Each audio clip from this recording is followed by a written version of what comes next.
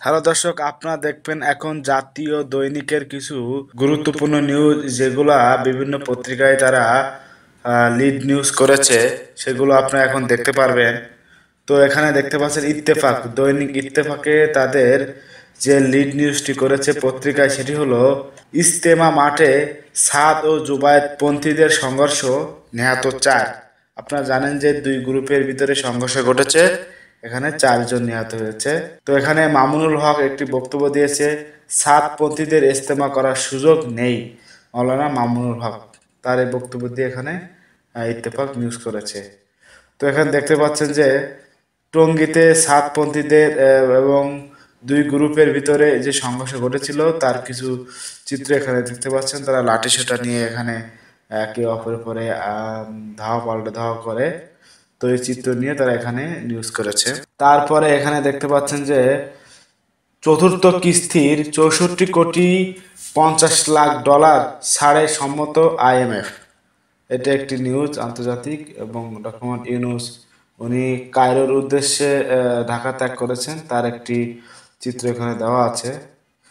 তো এখানে আরেকটি রেজা আরিফ, একজন সাতপন্থী মাওলানা, তার একটি বক্তব্য এখানে লিড করা আছে।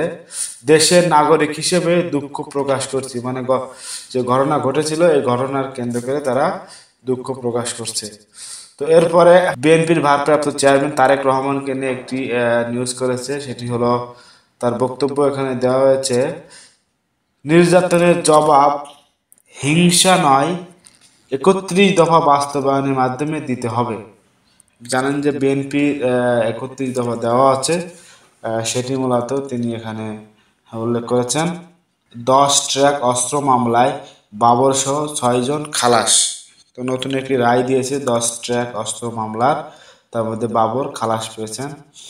তো এটা ইত্তেফাক। এবং আমরা এখন দেখব যে যুগান্তর। তো আমরা এখন দেখব যুগান্তর তার পত্রিকায় কি কি নিউজ লিড করেছে।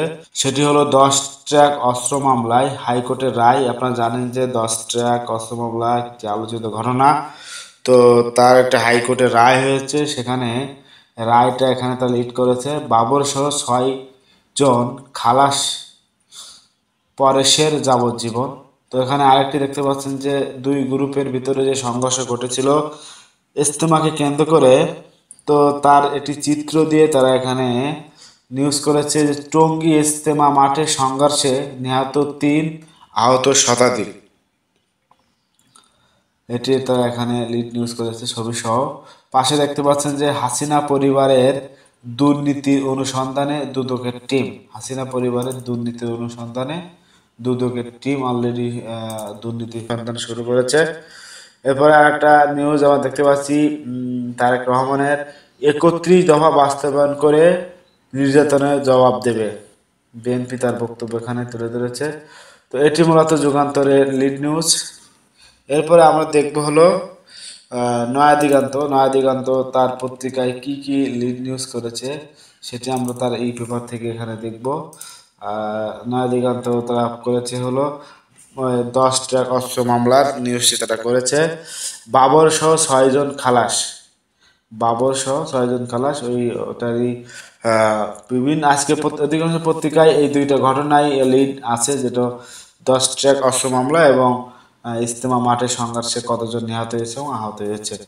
তো এরপরে আরেকটি দেখতে পাচ্ছি যে মালয়েশিয়ার উচ্চ শিক্ষামন্ত্রীর মত বিনিময় সভা, এখানে একটি নিউজ আছে। এবং কায়রোর উদ্দেশ্যে যে প্রধান উপদেষ্টা ঢাকা ত্যাগ করেছেন তার একটি ছবি এখানে আমরা দেখতে পাচ্ছি।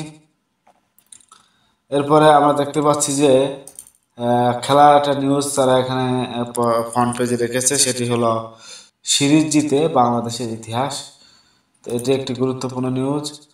তো আরেকটি আন্তর্জাতিক নিউজ আমরা দেখতে পাচ্ছি, সিরিয়ায় যুদ্ধ শেষ হয়নি, জাতিসংঘ একটি মন্তব্য করেছে, সিরিয়ায় যুদ্ধ শেষ হয়নি। তো এরপরে আমরা দেখবো মানব জমিন। মানব জমিন তার একটি নিউজ তারা লিডে রেখে, সেটি হলো বিচার বিভাগকে বাহিরের সব প্রভাব থেকে সুরক্ষিত রাখতে হবে। বিচার বিভাগকে বাহিরের সব প্রভাব থেকে সুরক্ষিত রাখতে হবে। প্রধান বিচারপতি সৈয়দ রেফায়েত আহমেদ তিনি এই মন্তব্যটি করেছেন। পাশে আমরা একটি নিউজ দেখতে পাচ্ছি, নিজাম হাজারী ও দুর্জয়ের বিরুদ্ধে দুদকের মামলা, বাংলাদেশ ইস্যুতে যা জানালেন মার্কিন স্টেট ডিপার্টমেন্টের। তো সাম্প্রতিক ঘটনায় বাংলাদেশে যা ঘটে যাচ্ছে তার বিষয় কেন্দ্র করে স্টেট ডিপার্টমেন্ট বিভিন্ন প্রশ্নের উত্তর দিয়ে থাকেন। তো তিনি এখানে কিছু বলেছেন, সেগুলো এখানে মানবজমিন তার নিউজে তুলে ধরেছেন। তো এরপরে আমরা দেখতে পাচ্ছি যে এখানে বিশেষ কোনো ব্যক্তির প্রতি আনুকূল্য দেখাবে না দুদক। আপনারা জানেন যে দুদকের নতুন চেয়ারম্যান নিযুক্ত হয়েছে। তো এখানে দুদক বিশেষ কোনো ব্যক্তির উপরে আনুকূল্য দেখাবে না, তারা অন্ধভাবেই সব কিছুই ডিল করবে, সে সবার কাছে সমান তারা পার্টিসিপেট করবে। তো এটা ছিল মূলত জাতীয় দৈনিকের 4টে জাতীয় দৈনিকের আপনাদের আপডেট নিউজ দেখালাম। অধিকাংশ পত্রিকাই এই 3-4টা ঘটনাকেই তারা লিড করেছে। ধন্যবাদ চ্যানেলটির সঙ্গে থাকার জন্য।